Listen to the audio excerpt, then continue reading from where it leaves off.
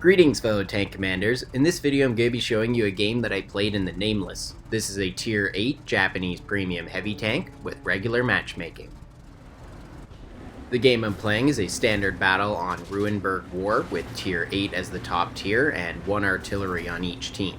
For this game my tank is equipped with a gun rammer, vertical stabilizer, and improved ventilation. I'm using my most experienced Japanese crew which has 11 crew skills and perks. I'm in a full platoon with Mixie 360, Mad Max, and the Flab all being in T-32s, and Silenced Rogue who is in an AMX 5100. As a top tier heavy tank I decided to be quite aggressive in the city, and I've gotten into position fast enough that it's actually kept the enemies from taking up their usual position on this corner. We're in a bit of awkward distance fighting considering we're in the city, but having that extra room gives me the chance to angle my front armor nicely and just bounce a lot of shots.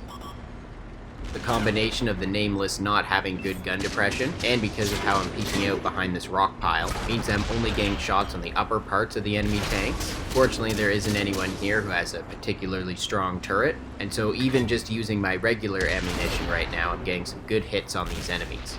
It's all a matter of RNG at this point. This is definitely a situation I could have switched to my APCR shells. I think it would have helped move things along faster, and it would have just increased my reliability fighting these top tier enemies. I'm still doing good damage here, but I'm just not reaching my max potential. While I'm holding this corner with one platoon mate, 2 of the others are moving up the street to my right, taking advantage of the fact that we've got 3 of their strongest tanks tied up here. This defensive position is really quite effective for the Nameless. I'm just showing the enemy my upper hull, which is very strong, and as long as I don't stay still for too long, I won't give them any easy shots on my commander's hatch, which is really the only place they can pen me at the moment. That KV-5 almost got through, and so now I'm being a little extra careful to dodge those shots.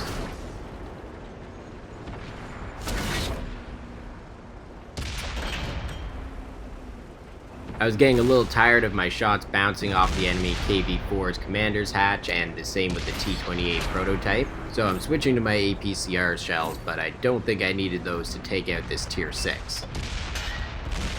There's not a lot of times in World of Tanks where I've gotten in such a prolonged heavy tank battle. This is constant shooting from both teams, and usually there's an artillery or a flanking light tank, which causes some sort of disruption to a fight like this. But this ended up being such a fun firefight to get in.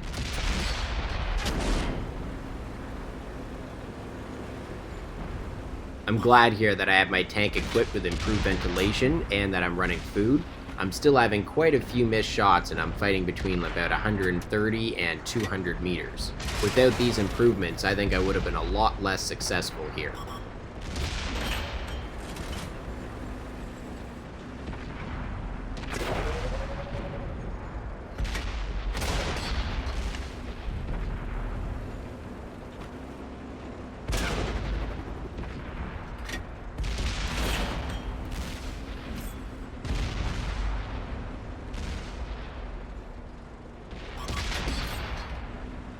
That's 2 successful shots on the T-28 prototype's turret in a row. One went through his turret face on the right side and the other found its way into his commander's hatch on the left. And I think the premium rounds were the difference maker there, especially for that first shot.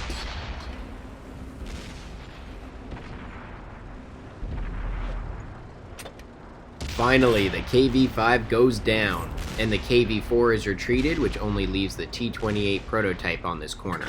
My platoon mates have also been making good progress on the road to my right, and so it's a good time for me to now press the assault.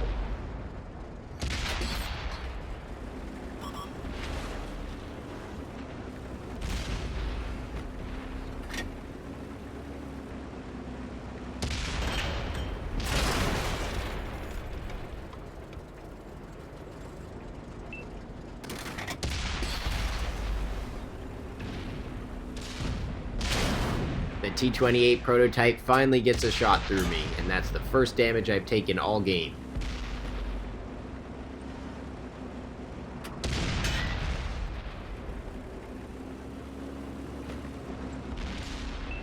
I took a couple of sloppy shots there and ended up taking 2 big hits and having to use my large repair kit, but at least the T-28 prototype is down.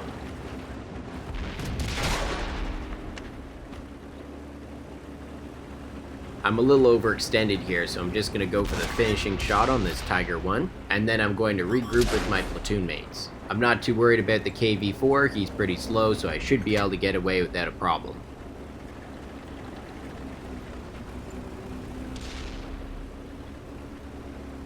I'm way too late to save my platoon mate, but at least I can try and help out my remaining medium tank and artillery over here. The enemy medium tank sees the predicament he's in and makes a smart decision to make a break for my weaker teammate. And he's able to take him out before my artillery can get a nice shotgun hit on him. I'm not really sure what the artillery was doing there, but it gives me a nice easy kill. And now I'm going to head back towards the KV-4.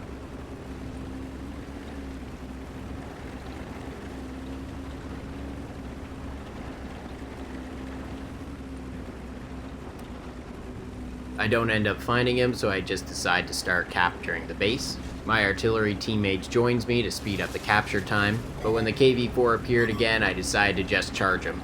I was having a really good game and there was only 2 enemies remaining, so I decided to go for the one-on-one challenge. My snapshots are ineffective, but I wasn't expecting much. I've loaded my premium rounds for some extra reliability here, which is important since the KV-4 has already bounced quite a few of my shots already this game, and he's definitely got more hit points than me. This KV-4 hasn't been able to pen my armor all game, and so he's probably quite frustrated and just charging me for the ram. He gets decent damage from the ram, but it does not put him in a position where he can penetrate my armor. He's just got me pressed up against the wall here and shooting into my top plate. I think he would have had a much better chance going for my commander's hatch, just like what I'm doing to him.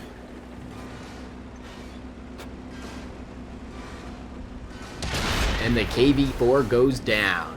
But wait a second, I am stuck on the building here. This is a little bit awkward, but fortunately my platoon mate Mixie360 is able to destroy the last enemy. And my artillery had made good progress capturing the base, so we had already secured the win. Now let's check the post-game stats and see how I did.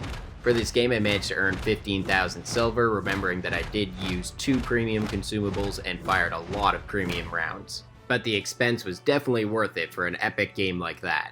I earned 3,465 experience without any multipliers. In this game I dealt 5,539 damage and destroyed 6 enemies while blocking 6,920 damage. This earned me high caliber, steel wall, cool headed, top gun, a mastery badge first class, and a crucial contribution medal, which is for my platoon destroying 12 of the enemies. I was being quite the corner hog that game, and so my platoon mates were working hard around me, but we just didn't get to see them.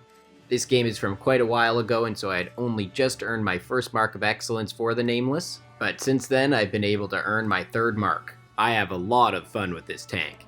I placed at the top of my team, earning exactly 2100 base XP. I managed to hit 33 of my 43 shots and penetrate 21 of those. I'm happy with that reliability. It wasn't the smoothest game, but it got the job done. And look at my platoon mates, we took the top 5 slots, a crucial contribution and an overall great performance by the whole platoon. These are the kind of results you're always hoping for when you're in a big platoon.